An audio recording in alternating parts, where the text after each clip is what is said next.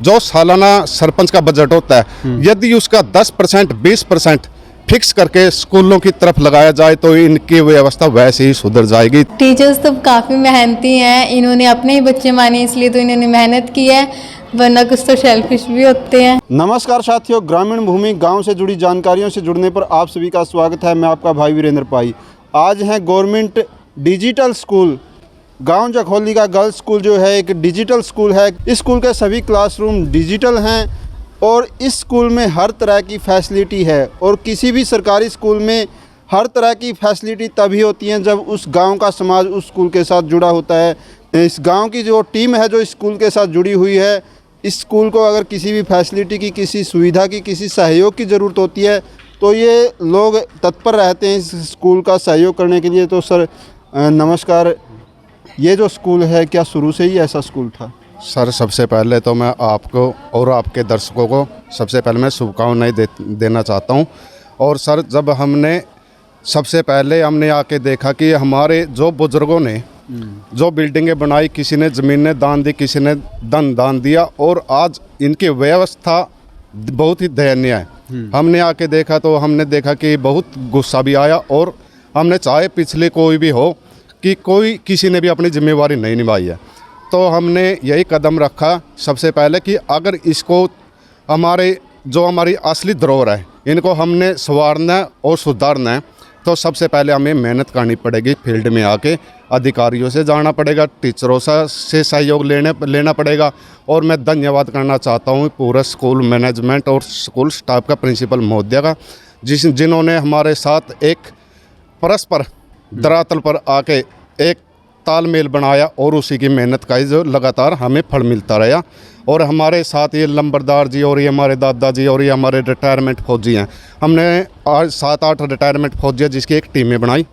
हमने टीचर भी साथ में लिए और गांव के अन्य बुजुर्ग भी हैं जिन्होंने हमारे साथ आके यहाँ पे फील्ड पे दिन और रात काम किया। रात को 9 बजे 8 बजे तक काम करते रहते हैं। और इसकी ऐसी केयर की है सभी। सबसे ज़्यादा मैं सर जी, बजिंदर सर जी हैं, इसको भी मैं इसका श्रेय देना चाहूँगा, क्योंकि इतनी केयर शायद मैं नहीं चाहता कि हरियाणा के अंदर भी किसी बिल्डिंग के अंदर होगी।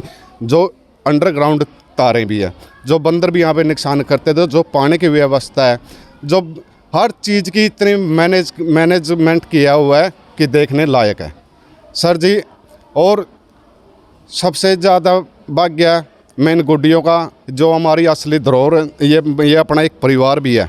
हाँ, ये बच्चे अपना एक परिवार है। अगर हम अपनापन के नज़रे का जो चश्मा लगा हुआ है उसको उतार के देखें, अगर स्कूलों में आके देखें, तो यहाँ पर स्टेज पर जब हम देखते हैं तो अपना एक परिवार सा नज़र आता है।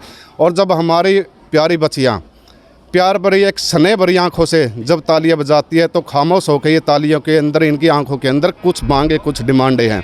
तो हमने भी ये ठाना कि बेटियाँ आप उड़ान भरिए, हम आपके जितने भी सहयोगी बन सकेंगे उतना सहयोग करेंगे। तो सर सहयोग की बात आती है तो हर गांव का सरपंच हो, पंचायत हो, जिम्मेदार लोगों औपचारिक रूप से सरकारी स्कूलों में आते ही हैं देख रेख, लेकिन जब सहयोग की ज़रूरत होती है स्कूलों को तो कितना सहयोग मिलता है?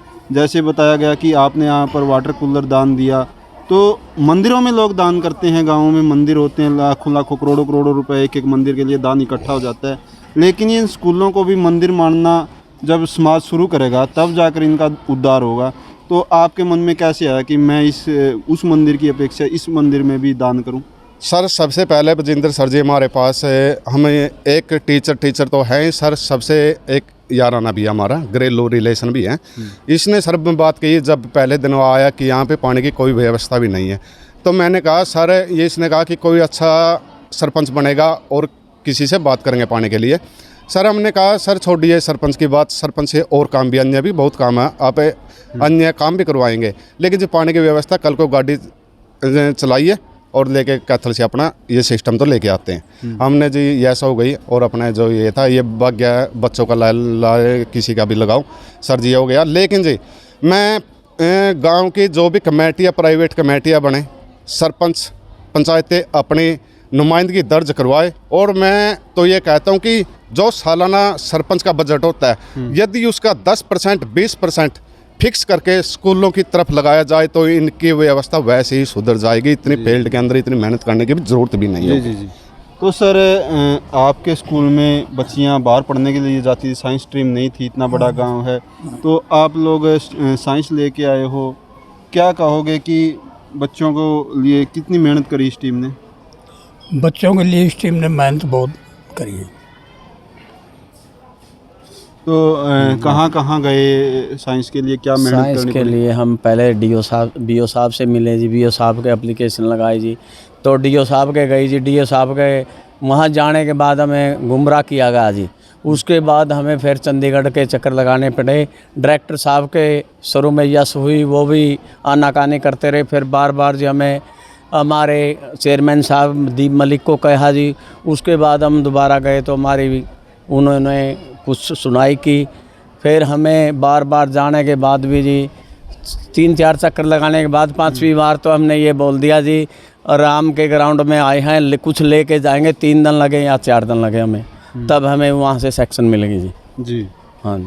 तो प्रिंसिपल सर हैं, सर क्या कहोगे कि गांव के लोगों का आपके साथ इतना बड़ा सहयोग है, आपके गांव का, आपके स्कूल का अनुशासन बहुत बढ़िया है, बच्चे वेल मेंटेन हैं, ड्रेस में कहें या पढ़ाई में कहें, हर क्लासरूम में बहुत अच्छी व्यवस्था है। ग्रामीण जो हमारे भाई हैं, पंचायत एसएमसी मेंबर्स हैं, यहाँ सुभाष जी हैं, सत्यवान जी हैं और दलवीर जी हैं, ये सारे हमेशा एक आवाज़ के ऊपर खड़े रहते हैं। और जहाँ जो भी स्कूल की समस्याएं थी हमने इनके साथ रखी। बच्चों को बेहतर भविष्य अपना बनाने के लिए एक बहुत अच्छा प्लेटफॉर्म यहाँ पे तैयार किया जी।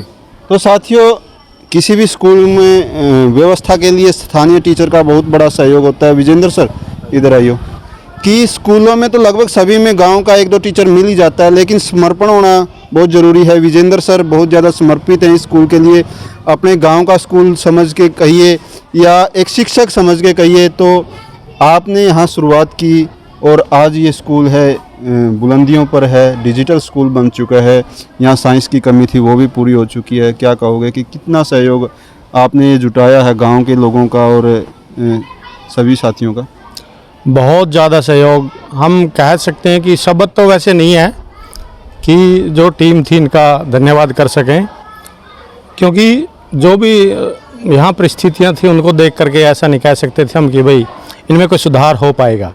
लेकिन जैसे टीम थी, इन्होंने घर के काम छोड़ के, जैसे आप आमतौर पर कह सकते हैं कि पशुओं का काम सभी का होता है, सुबह उसको भी छोड़ देते हैं कि बाद में देखा जाएगा, दोपहर बाद करते हैं। कोई हेजिटेशन नहीं, कोई बात नहीं, कोई समय नहीं, कभी भी आप बोलो किसी काम के लिए बोलो, और ये भी कोई मन में बात नहीं आती कि ये काम होगा नहीं, होगा 100% होगा, हम इसको करेंगे। बिल्कुल आप इस संकल्प के साथ जाते हैं और उस काम को हम पूरा भी करते हैं। ऐसा कोई अभी तक काम नहीं हमारे पास है कि जिसको हम पूरा ना कर पाए हैं। तो ये बहुत बढ़िया सहयोग और हमारा सौभाग्य है, इन बच्चों का सौभाग्य है। और प्रिंसिपल सर ऐसे मिले, ये भी हमारा सौभाग्य। कहते हैं कि अच्छा समय होता है तब सारी चीज़ें एक साथ जुड़ती चलती हैं, पॉजिटिव ही मिलता है, पॉजिटिव लेके चलते हैं। दूसरी बात, एक और कोई जिसके बारे में बात नहीं करता, ऑफिशियल काम हमारा क्लर्क हैं बाबू जरेंद्र कुमार जी, तो उनका काम भी जैसे आप कहते हैं, आप समय जाते हैं, पूछते हैं कोई चीज़, उससे पहले वो चीज़ ही मिलती है, क्योंकि कागजी कार्रवाई किसी भी काम के लिए बहुत ज़रूरी है। तो वो पेपर वर्क भी बहुत वर्क आपका किसी भी बिल्डिंग से संबंधित है, रिपेयर से संबंधित है, कोई मेंटेनेंस संबंधित है, कोई पे से संबंधित है, और भी चीज़ें, सारी वो चीज़ें कंप्लीट मिलती हैं। जैसे अब हमें ग्राउंड मिला है, प्ले ग्राउंड, तो उस प्ले ग्राउंड के लिए भी हमें काफ़ी मेहनत की ज़रूरत है, तो सभी लोग जो हैं उसके लिए भी मेहनत कर रहे हैं। तो सर स्कूल टाइम में तो टाइम नहीं मिलता, क्योंकि टीचर ज़्यादा से ज़्यादा समय अपने क्लासरूम में देता है, तो आफ्टर स्कूल टाइम किस तरह से आप स्कूल में सहयोग करते हो? हाँ बिल्कुल, जैसे सुबह का होता है, सुबह तो पीरियड लेने होते, पढ़ाना होता है, क्योंकि हमारा प्राइमरी काम यही है, पढ़ाई का ही, तो पढ़ाते हैं। और हम जैसे खाना खा के दोपहर का वापस आते हैं, 1 घंटा बाद 3-4 बजे, 4:30 बजे, उस हिसाब से। तो रात के 9 बजे तक हमारा ये कार्य चलता है। टीम आ जाती है जब बुलाते हैं, आवश्यकता होती है, नहीं तो हम जो मैं रहता हूँ, मैं तो काम करता ही रहता हूँ। घर के काम मैंने छोड़ रखे हैं, घर के काम सभी दूसरों को बता रखे हैं। तो जब यहाँ का काम मैंने इसको घर समझा और यहीं मैं काम करता हूँ, 9 बजे ही जाता हूँ। देखते भी हैं लोग, तो कहते हैं भाई क्या काम है, लेकिन मेंट इतना बड़ा घर है, एक छोटा घर होता है, हम उसी के अंदर इतना काम होता है कि उसको मेंटेनेंस बड़ी मुश्किल से कर पाते हैं। लेकिन ये तो इतना बड़ा संस्था है और आपका कैंपस है, इसके अंदर छोटी छोटी चीज़ें, बिजली से, पानी से, किसी फ़ैन का सेल डालना है, कोई नल खराब हो गया, कहीं से लीकेज है, पेड़ पौधों की देखभाल है, ये सारा बाद में जैसे एडवाइज करना है, बताना है, जो हमारे रहते हैं उनको सभी को जो ये कार्य है ये दोपहर बाद का कार्य रहता है। ये नहीं कि हम सिर्फ अटेंडेंस लगाई और चले गए उसके बाद कोई लगे, हमारा तो यही काम ही यही है। तो आपके स्कूल में साइंस स्ट्रीम आ चुकी है, क्या कुछ कहोगे कि बच्चे थे गांव से बाहर जाना पड़ता था बच्चों को पढ़ने के लिए? बिल्कुल सर, बिल्कुल। ये क्योंकि आजकल साइंस का ज़माना है तो हर बच्चा चाहता है कि मैं साइंस पढूं, तो साइंस के लिए हमने इसलिए कोशिश किया कि भाई साइंस बहुत ज़रूरी है लेके आना। जो भी बच्चे इच्छुक हैं वो बाहर ना जाएं, और जाएं भी तो वैसी परिस्थितियाँ आजकल नहीं है कि बच्चे बाहर जा पाएँ। कुछ पेरेंट्स जो हैं वो मना भी कर देते हैं, हम बाहर नहीं पढ़ने जाते। और हमारे गांव की आबादी लगभग 15,000 के करीब है, 2 पंचायतें हैं, 2-2 चेयरमैन हैं, तो बहुत बढ़िया सेटअप है। और इसी हिसाब से जो साइंस स्ट्रीम तो आवश्यक है। और क्या नाम हमारा ये जो है क्लस्टर भी है, यहाँ पर क्लस्टर लेवल का भी स्कूल है, तो इसलिए गांव की जो ये बहुत आवश्यक थी। इसके लिए हमने बहुत मेहनत की पूरी टीम ने। मैं बहुत बहुत धन्यवाद देता हूँ, शब्दों में उसको चीज़ को बयान नहीं कर सकते कि कहीं तक भी जाएंगे इसको लेकर के आएंगे। बच्चे बहुत उत्साहित हैं, खुश हैं। और मैं आग्रह करता हूँ आसपास के गांव जो अपने किसान है, कोटड़ा है, किछाणा है, माजरा है, सोंगल है, देबन है, सारण तक भी और तारागढ़, जो बच्चे जिनकी फाइनेंशियल सिचुएशन सही नहीं है, बिना फीस के साइंस पढ़ सकते हैं। बहुत मेहनती टीचर और बहुत ही काबिल और बहुत बढ़िया वातावरण, उसका आप फ़ायदा उठाएं। जी, खासकर लड़कियों के लिए बड़ी समस्या रहती थी कि आज बदलते वैज्ञानिक युग में साइंस लेना चाहता है हर बच्चा, लेकिन लड़कियों के लिए बहुत से पेरेंट्स ऐसे हैं गांव से बाहर नहीं भेज सकते। कुछ समस्याएं रहती हैं, ट्रांसपोर्ट की समस्याएं रहती हैं, लेकिन यहाँ एक स्कूल में केवल साइंस नहीं आई है, एक अच्छी व्यवस्था भी है। अगर अच्छे स्कूल में कोई आपका बच्चा पढ़ना चाहता है तो इस स्कूल में संपर्क कर सकते हैं। साइंस की बहुत अच्छी व्यवस्था है यहाँ देने का, इन्होंने संकल्प लिया है। तो साथियों, वीडियो को शेयर ज़रूर करें ताकि सभी गाँव वाले देखें कि अपने गाँव के स्कूलों के प्रति हम सबकी जिम्मेदारी बनती है। जय हिंद, जय भारत।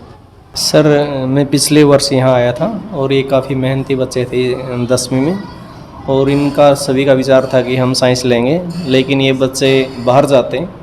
तो हमने कोशिश की कि ये बच्चे बाहर ना जाएं और हम ये सुविधा विद्यालय में ही प्रोवाइड कर सकें तो बहुत अच्छा। इसके लिए गांव वालों ने, प्रिंसिपल साहब ने और हमारी जो टीम है विजेंद्र सर के नेतृत्व में वो बाहर गई और हम इसमें सफल हुए साइंस लाने के लिए। इसके लिए गांव की जो कमेटी है और वो टीम है वो बधाई के पात्र हैं। मैं बस अपने स्कूल और टीचर्स के बारे में बस यही कहना चाहूँगी कि हमारे जो स्कूल के टीचर्स हैं वो बहुत अच्छे हैं। उन्होंने हमारे लिए बहुत कुछ किया। जैसे पहले स्कूल में साइंस स्ट्रीम नहीं थी, लेकिन अब उन्होंने बहुत मेहनत के साथ यहाँ पर स्ट्रीम लाई। और स्कूल के बारे में, स्कूल बहुत अच्छा है, हर प्रकार की फैसिलिटी यहाँ पर है। हमारे टीचर्स की मेहनत की वजह से हमारे स्कूल में साइंस स्ट्रीम आई। और वैसे हम कई दिन हमने बाहर जाके भी देखा था, जैसे हम कैथल गए थे, राजौंद गए थे, हम वहाँ पे बसों में धक्के खा रहे थे बस, और हमें वहाँ पर ऐसा कुछ भी नहीं दिखा जैसा हमारे स्कूल में